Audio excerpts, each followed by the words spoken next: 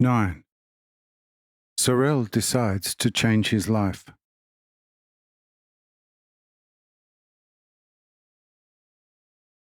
Says Sorel, I find your teaching you have given to me absolutely brilliant, true and good, and everything must be like it.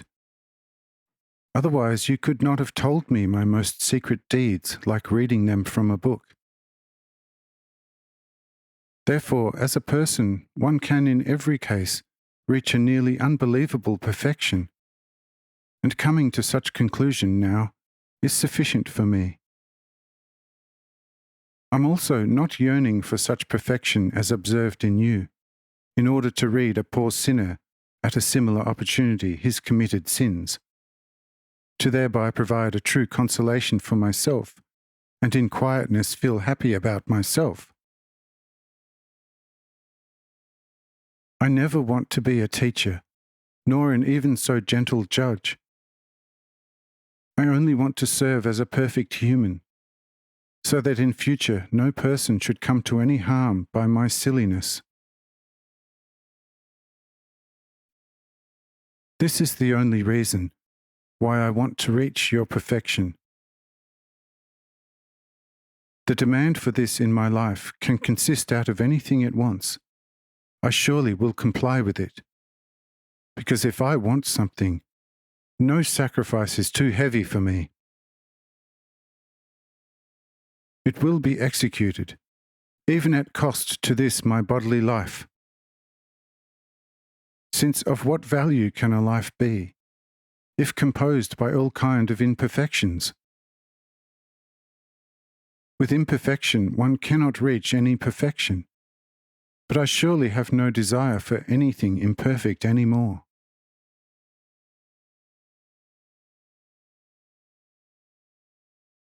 But you said that another person, who is full of the Spirit of God, will teach me about what I have to do. You know him. Show him to me, so that I can go to him and ask him about the means to awaken my spirit. Says John, it is him who earlier sent you to me. Go to him. He will awaken you. Says Sorel, an internal notion told me after my awakening that this carpenter's son from Nazareth indicated to me before must be more than just a person. Finally, the truth emerges, what I previously only anticipated as premonition. It is above all very strange that actually this man looks so familiar to me. But how did he come to such perfection? Can you provide me with any information about that?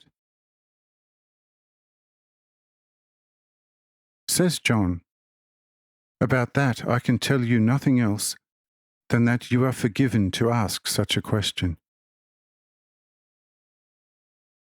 Otherwise, it would be the same as if you would ask, how and which manner did God obtain his perfect wisdom and perfect almightiness? God himself chose him as his bodily dwelling. This is the great mercy that comes to all nations by this chosen one. The human side you see in him is equal to the Son of God. But in him dwells the Spirit of God to the fullest. But if so, one cannot ask how he came to such infinite perfection. This, what he is now and will be forever, he already was in the mother's body. Indeed, he went along with all the pure humanly aspects, except for the sin, which humans always more or less commit. But it didn't contribute to his spiritual perfection, because he was, since eternity, already perfected. He did and still does everything only so that all people should have a most perfect example in him, to follow him as the primordial reason and primordial master of all being and life. Now you also know with whom you are dealing in him. Therefore go to him, so that he can show you the right way to your spirit, which is in you as the pure love for God. And by your spirit or your love to him, who stays among us as the true welfare of all mankind, who ever lived on this earth, now live, and who will live in future. However, if you go to him, go with the love of your heart to him, and not with the purity of your mind. Because only through love can and will you win him over, and also comprehend his divinity. But with your mind you will achieve forever nothing, since only love is able to increase forever, while there have been placed limits for the mind, which he forever is not able to surpass. But the love of humans to God is, as he himself says, able to increase forever. And the stronger the love for him in you grows, the brighter it will become in your whole being. Because the pure love to God is a living fire and the brightest light. Who walks in this light will not see death in eternity, as he himself has said. And now you already know quite a lot. Awake yourself in your heart and go to him.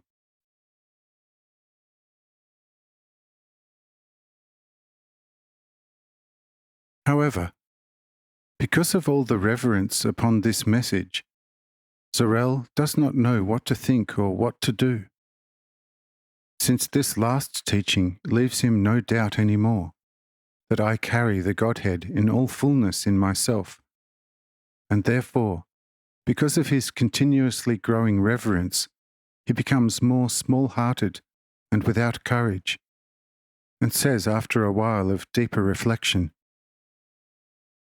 "Friend, the more I think about your words, the more difficult it becomes for me that I, his mercy most unworthy, should go to him and ask him that he himself should show me the bright lighted path to life. It is, to say it directly, nearly impossible for me to go to him, since I feel a strange holiness emanating from him towards me, and this keeps on telling me, 'Step back, you most unworthy. First repent for a few years, only then come and see if you can touch the hem of my garment.' Tell me from where comes this extraordinary fear which penetrates my whole being?"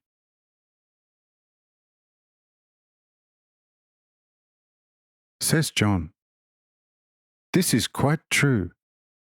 The true love to God the Lord must always be preceded by the meekness of the heart.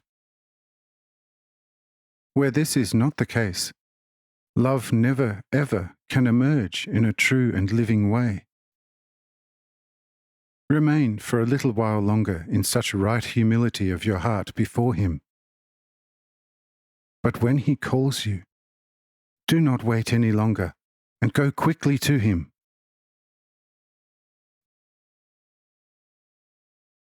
After these words, Sorel finds some reassurance in himself, but strongly thinks about it, how good and blessed it would be to stand without sin before the holiest,